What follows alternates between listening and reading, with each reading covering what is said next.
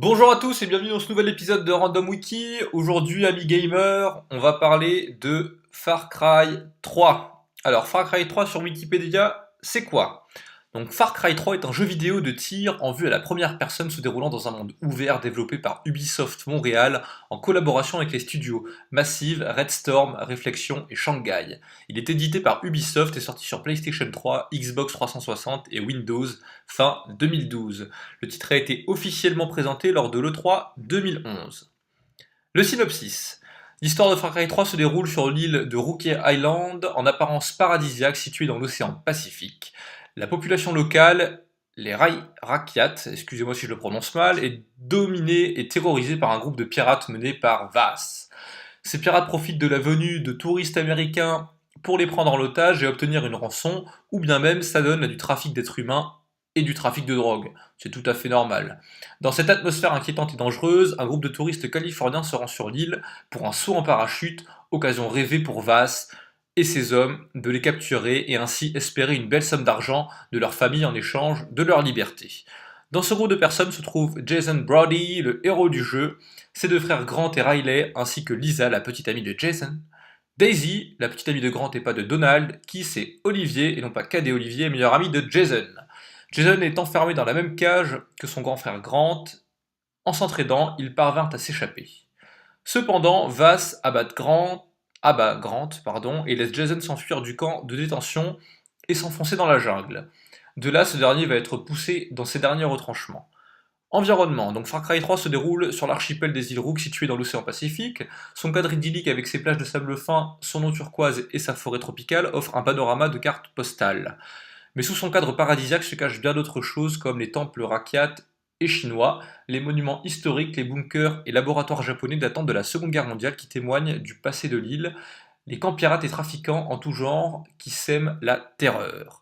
Les missions téléchargeables ajoutent un peu plus de diversité, par exemple la mission nommée le laboratoire d'Abstergo ajoute une installation délabrée ayant appartenu à la multinationale Abstergo, mais dont les circuits électriques peuvent être réparés en référence à la société éponyme du jeu vidéo Assassin's Creed.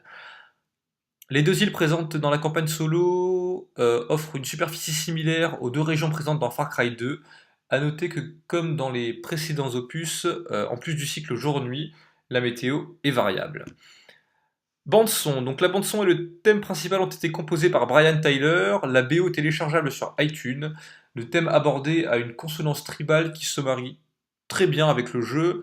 On peut aussi entendre Make It Bun Dem de Skrillex feat Damian Marley et I Think You're Freaky du groupe sud-africain Die Antwoord, peut-être, je ne sais pas comment ça se prononce, peu importe. La chevauchée des Valkyries, bien sûr, de Wagner, et Paper Planes de MIA, je ne connais pas. Système de jeu. La campagne. Alors, le jeu introduit quelques nouveautés dans le gameplay de la série.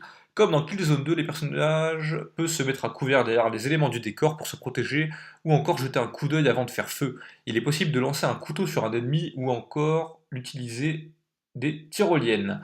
Ces capacités sont présentes autant dans la campagne solo que la campagne multijoueur. La campagne solo du jeu offre la possibilité de cueillir des plantes et de chasser des animaux sauvages, donc du tigre au crocodile en passant par le varan, afin de confectionner des objets permettant au joueur de faciliter sa progression. Il est aussi possible de détourner l'attention des ennemis en jetant des cailloux, ça a toujours très bien marché, c'est fou comme ils sont cons. Le joueur a parfois à réaliser des QTE afin de se sortir de certaines situations, je ne sais pas ce que c'est du tout. Ubisoft a également corrigé voire supprimé certains détails apparus dans Far Cry 2 ayant déplu à la communauté. Il n'y a plus de réapparition systématique des ennemis dans les postes de garde précédemment nettoyés par le joueur, et la malaria et la dégradation des arbres ne font plus leur apparition. C'est dommage, ça mettait un peu de réalisme, ça c'était cool. L'évolution de l'équipement se base sur la confection d'objets avec les peaux d'animaux récupérés en chassant. Il y a aussi la possibilité de fabriquer des seringues avec des plantes cueillies afin de se soigner plus efficacement ou d'améliorer temporairement ses capacités. Ok, donc tu fabriques des seringues avec des plantes, c'est très logique. Le mode coopération, donc 4 joueurs peuvent chacun incarner un naufragé voulant se venger de leur capitaine, les ayant vendus comme esclaves aux pirates. C'est beau la vengeance. Critique, donc Far Cry 3 a reçu des notes très positives de la critique et a été un vrai succès commercial pour Ubisoft, notamment grâce au personnage délirant et étrange de Vaas, interprété et modélisé à partir de l'acteur Michael Mando. s'élevant maintenant comme une des séries phares de l'entreprise désormais reconnue.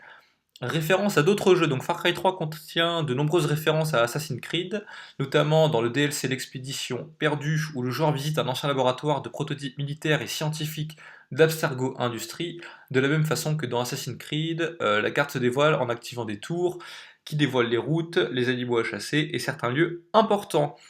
La présence de tyroliennes est également notable car aussi présente dans Assassin's Creed Révélation où Ezio utilise la lame crochet pour se déplacer d'un endroit à un autre.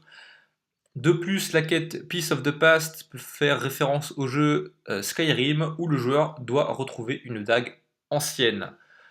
Voilà, c'est tout pour cette vidéo. Merci beaucoup de l'avoir regardé, de l'avoir écouté. N'hésitez pas à vous abonner à ma chaîne YouTube, à partager cette vidéo sur les réseaux sociaux, à mettre des pouces bleus. Merci et à bientôt!